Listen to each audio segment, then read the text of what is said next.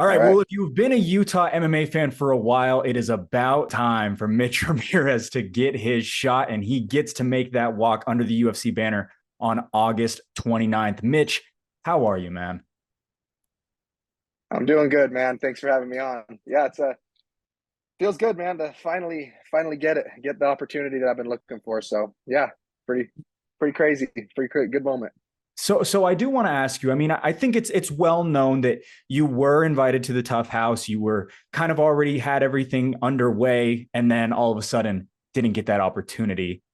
What was that process like from, walking out of the Tough House to getting this opportunity on Dana White's Contender Series? It was definitely it was a roller coaster, to be honest with you, man. It was a lot of obviously getting the opportunity was a big, boost, and finally, okay, I'm going to get my opportunity to get in here and do what I've dreamed of doing, and then having that fall apart like it did, and dealing with an injury immediately after, and just kind of going from this high to this super low, and then just finally being like, I'm not going to wait, and that's taking another fight and doing this thing, because it was like the whole thing was that we were going to be taken care of. That was kind of what the line was if this happened and everything else, and you'll get an opportunity, a short notice fight. Some other guys got some opportunities, so I was kind of waiting patiently, like how am I gonna, when am I gonna get my opportunity? I'm just waiting. I'm being patient. That's that's what the company said, and I figured that they'd be good for it, and you know uh knew that Contenders was coming up, and I had nothing to come up yet, and I hadn't heard anything. So I was finally like, you know what, I gotta make sure these guys remember who I am. So I went out there and won that last fight, and did what I did, with the interview, just to get the ball rolling, man, and get my opportunity, the piece of the pie. That's what I'm here for, man. Is to take it to the highest level. I've always said it. My goal is to fight the best guys in the world and to beat them.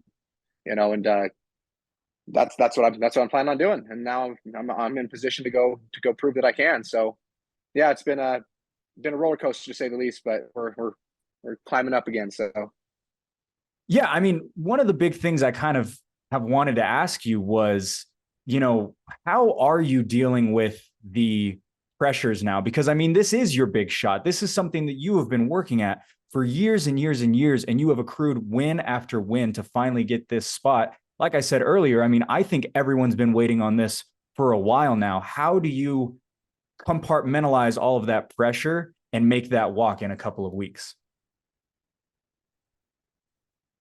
yeah, that's a good question, man. For me, it's just doing what I've always done. The reason I'm here and I've racked up all those wins, and I'm you know who I am, I guess, is just hard work. It's just accountability. It's showing up to practice. It's doing the things you got to do when you're in camp and everything else to be successful on that night. So every fight I've ever taken, I look at it like, this guy's the best guy in the world, and I've got to beat him, because I don't get to fight the best guy in the world unless I beat this guy. That's kind of how it works, so every fight is of equal importance. And that's just the mentality I've always approached fighting with. Um, so going into this fight, yeah, there's definitely a lot of pressure. I called for my shot and they gave it to me, so here we are, and I've got a tough fight ahead of me. The guy I'm fighting is no slouch, just the way I like it. Neither one of the, honestly, I haven't really fought a lot of slouches in my career, but this guy definitely is well traveled and really experienced and everything else. And is an exciting puzzle to solve. So, for me, to answer your question, I think that's kind of one of my superpowers, dude, is, I've an intense ability to focus and kind of shut noise out. It's ADD, whatever you want to call it, but when I focus on things, I just bite into them, and I get these blockers, man. So I don't think about it too much. Like, if it creeps in, I put my energy somewhere else, but at the same time, those nerves, that little bit of fear is, what brings the best performances out of me. So, going into this, it's just good preparation and doing what I always do. And at the end of the day, everything's going to work out the way it's supposed to. So, I'm gonna go out there and send it. Yeah, that's something that I actually kind of wanted to ask you about was your preparation. Obviously, this is kind of like I said, and I kind of sound like a broken record here, but this is the biggest fight of your career.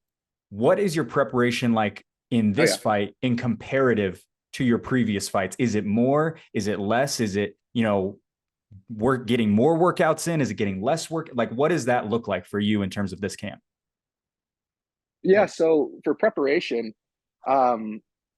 The difference on this one, honestly, is time. Like I've never had so much time before a fight ever.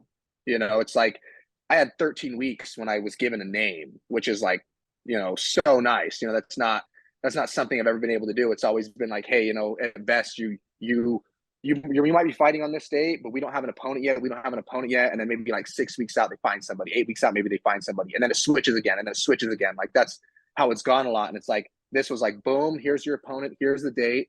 It's right over here. It's in the it's in UFC Dana White Contender Series.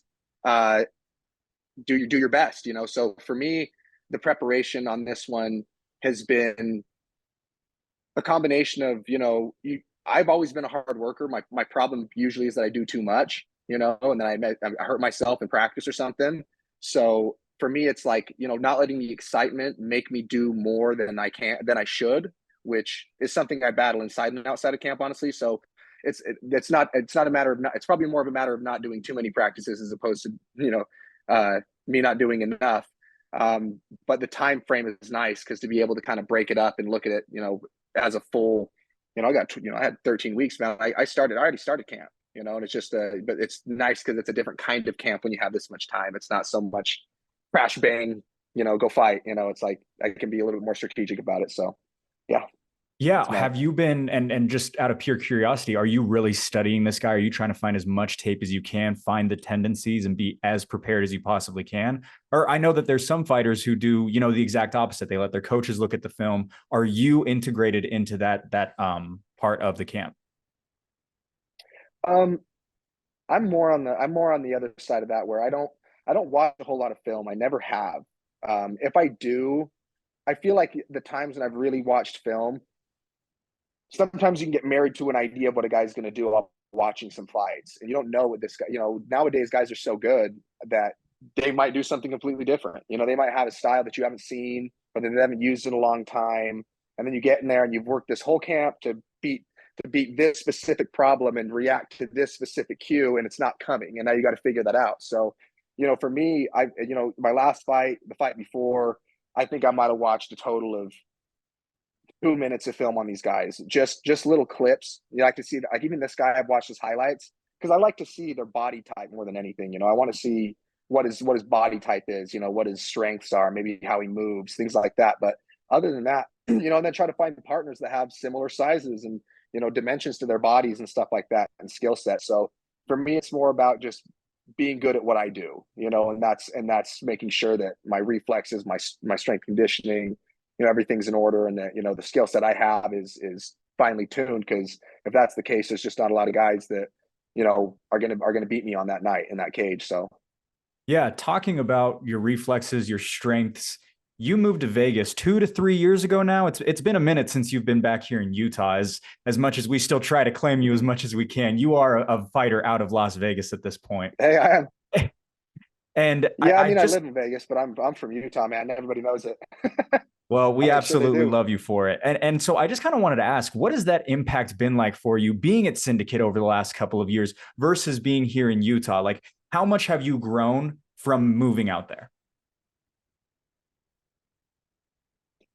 A lot, dude. Honestly, when I first came out here, so it's been like about a year and a half since, maybe more than a year and a half now. It'll anyway, something like that. Maybe 19 months. Something anyway.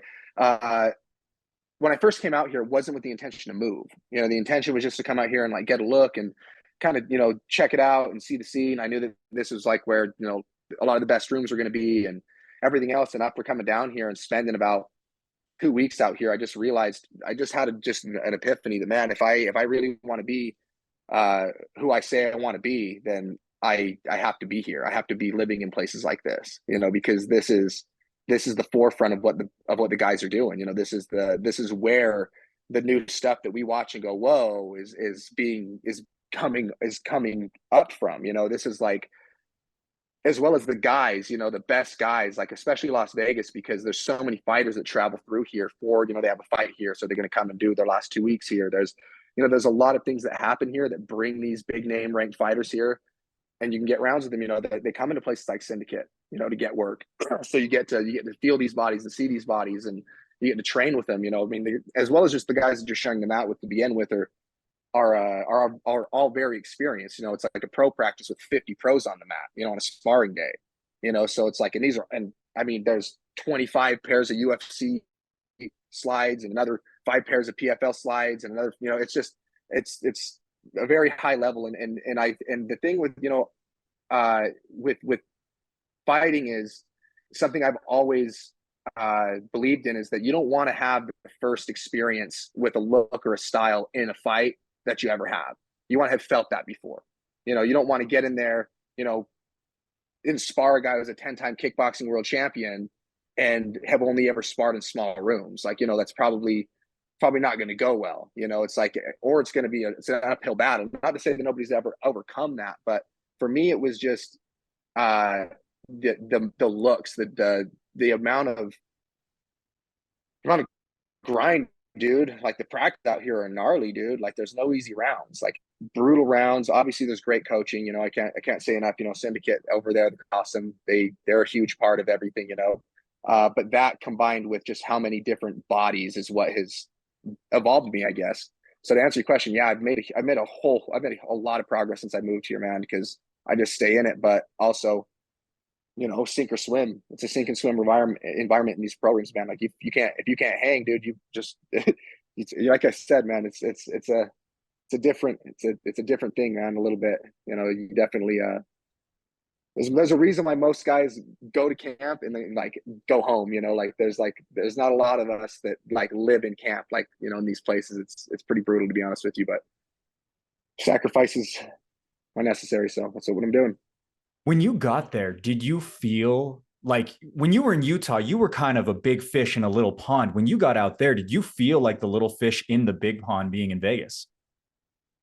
Yeah, for sure. You know, it's like where, you know, you go from being, you know, a guy that only maybe, not that like in a room, for instance, on a sparring day or in a jiu-jitsu room, like you're hoping that you can get the rounds you want, or you're having to ask specifically because it was like there's only a handful of guys, you know, that you know are going to give you the right look or that are going to push you at a certain point, you know. Not to say that, you know, the other work isn't valid, but you know, I want to, my next fight's in Contender. Like my goal is to fight in the UFC, and I want to fight the best guys, you know. So for me, that was like going over here it was eye opening. I never experienced that before. You know, I mean, I've gone with good guys. Don't get me wrong. Like Court and those guys are really high level, and they're uh, guys who gave me my first high level looks.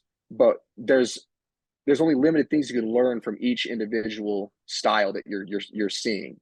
You know, so I need going out to Vegas. I realized like what I'm really good at. You know, I found out that I'm better at some things than I thought I was on like a global scale. You know, like okay, like shit, like I do this better than most of these guys For sure. already. But then that I'm not as good at some of the stuff I thought I was good at.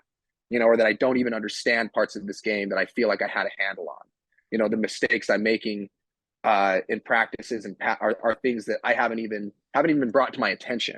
You know, like small details of ring generalship and things like that. You know that I hadn't figured out that make a big difference in a fight. You know, so coming out here, it wasn't that like, you know, these guys are different. We're all humans. You know, there's some tough dudes in Utah. You know, tough dudes from Utah. You know, it's everybody's a person, but just coming into an environment where, you know, the toughest dudes from all these different states have now, you know, in different countries have migrated here, and you guys are all now the best of the best, and you guys are giving each other those looks. Like, man, I mean, I've given some and taken some beatings out here for sure. You know, it's that type of an environment, but you know, the longer I've stayed out here, the more beatings I'm dishing and the less I'm taking. So, you know, that's how it goes. Yeah, I'm really curious about that specifically. You know, a year and a half, 2 years there. How did you react when you first got there and realized, oh, I'm not the top guy in this gym? Like, I'm not, you know, the guy that, you know, when you walked into a GEMA, you were the guy. Like, I mean, I personally remember that, not to, you know, stroke your ego too much, but like you were the guy that was like, oh, yeah, Mitch is the one that's going to make it. When you get to Vegas and you realize, oh my gosh, there's so many guys that are, you know, at my level and higher. How did you react to that? You know, it was a two-sided thing. It was motivating, but honestly, moving here gave me more validation. To be honest with you, like moving here, like it was like okay, like I figured out that, you know, there's definitely some stuff that needs to be worked on. But dude, I got rounds with guys that, you know, I didn't recognize for whatever reason and realize who they were after. And like, I mean, all my rounds are competitive, even, amongst my guys in my weight class in the UFC and stuff. There wasn't really anybody that was like just doing what they wanted to do to me. You know what I mean? It was like, it wasn't, well, like I said, it was definitely like not, I wasn't, I don't think, I think I knew what I was getting into. I think I did. I wasn't like expecting myself to be doing whatever I wanted to everybody. But I think that at the end of those 2 weeks, I definitely was like, okay, like I have a lot to learn still, but I'm already good enough to be here and to be in the UFC. And if I stay here, I guarantee you I'm going to be there and I'm going to win and stay there. That's kind of like what I realized was like, man, looking at the guys that I was with and the level, and even the coaches out here too recognized it too. They were, they know what I'm capable of and have all the confidence in me, and that gives me a lot of confidence too, because I know who they corner and I know who they've cornered and I know what they've done. So, that's definitely a big boost, I think, in your confidence too. It's like I said, it's two-sided. Of man, hugely encouraging because yeah, I can hang with these guys, but damn, like, whew, okay, we got to figure that shit out before that's live, like kind of thing. And now with the opportunity upcoming, do you feel ready? Do you feel like you've been kind of forged in that fire? Oh yeah, man. I've definitely made like I made gains in ways that I didn't understand I could.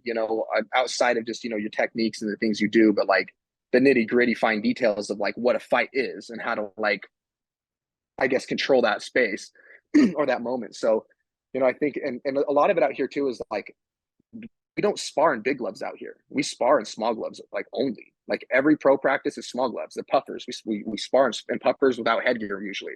Like, and we're talking like live pro practice. Guys have knee pads and elbow pads on too. Like, it's like you're getting in some hard rounds in. And I think that, well, you think that would be dangerous, and if you're not on the level, it is extremely dangerous. Like you can't just go into that room if you're not really experienced and think it's going to go well. But if you're experienced and you know how to be in there, I feel like you've seen it with some of these guys. Chris Curtis being a good example of a guy who spars a lot and sparred his whole career. Especially in this point in his career where he's been killing it. It's a lot of sparring. And Sean Strickland just beat the shit out of another guy last night when he swears by a lot of sparring. And it's not like, and I'm not necessarily a proponent of like a spar every day mentality, but I'm definitely a proponent of like, do as much live as you can tolerate. And there's like, and the different people have different lines with that.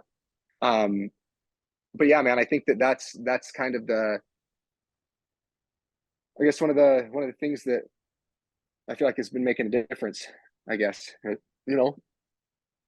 Yeah, no, I absolutely can't wait to see you making that walk with, everything that you have learned. I mean, you've looked as good as ever in your last couple of fights as well. And so I can't wait for it.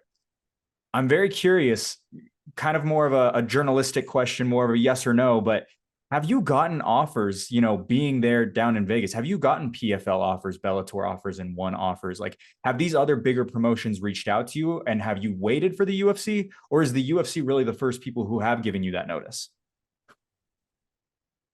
No, yeah, I've definitely waited for the UFC, man. I've had multiple offers from, I won't go out there and get too crazy. You never know, but I've had like multiple written offers from big organizations that aren't the UFC. I've had probably three different opportunities that were honestly, two of them were really good deals, like deals that I would make more money than I'm going to make now. My first contract in the UFC, offered more money, uh, and things like that. And obviously there's plus and minuses to different organizations and things like that.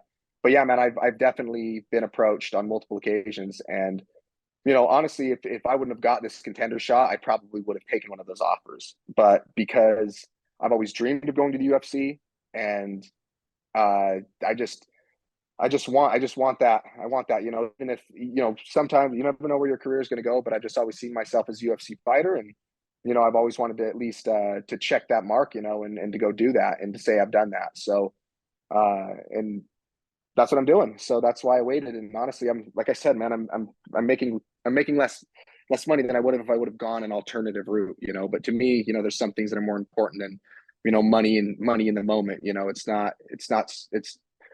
It's not unknown that your fight purses aren't what pay the bills for most of us. Those are just a piece of what pays the bills, most of the time, unless you're in a position where you're making big fight purses. But that doesn't happen for honestly most fighters ever, including UFC fighters, and other fighters. So anyway, I made that call. But to answer your question, yeah, man, I definitely held out, man, for the dream of fighting in the UFC. So far so good. Let's make sure it pans out. That's why I'm that's why I'm training my ass off right now. Kind of my last question. I was talking to my wife and she was like, if you get on Tough, you have to win 3 fights to get to that next level. When you go on Dana White's Contender Series, you just need one really great performance to get that contract. In kind of, hindsight being 2020, are you almost grateful that you didn't have to go through the entire Tough process and that you kind of just, do get this one shot, this one opportunity to realize your dreams? Yeah, honestly, one thing my life has definitely taught me is that while, in the moment, bad things are bad things and they feel bad and can be real disheartening and discouraging.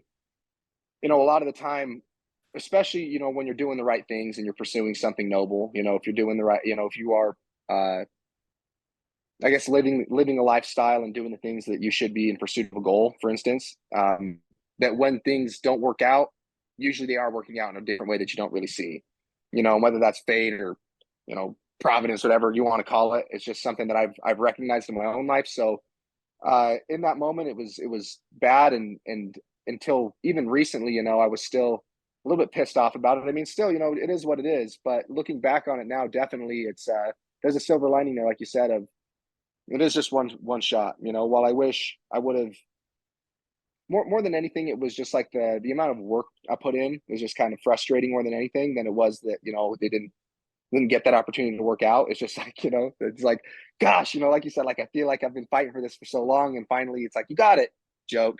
So that was shitty. But looking at it now, man, it's definitely a bit of a blessing in disguise, especially the way this season has been going.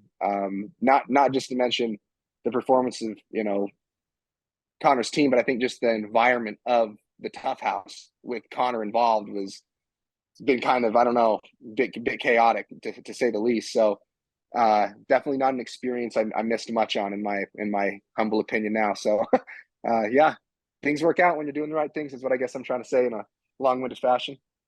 Well, he is finally getting his shot. Last question from me, Mitch. How do you see it going down on August 29th? August 29th, I'm just going to get in that cage and I'm going to get in a fight with the guy.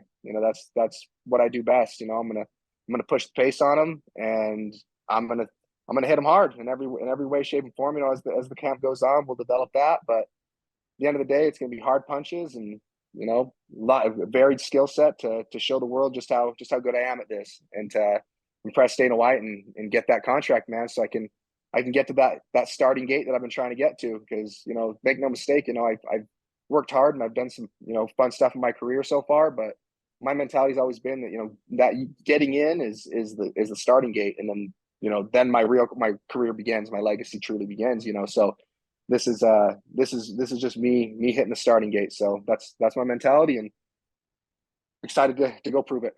A huge moment for him, a huge, huge opportunity for all of us to get to watch. We all cannot wait for it. Mitch Ramirez, August 29th, ESPN, Dana White's Contender Series. We cannot wait for it, man. Thank you so much. Thank you, Blake. Appreciate you.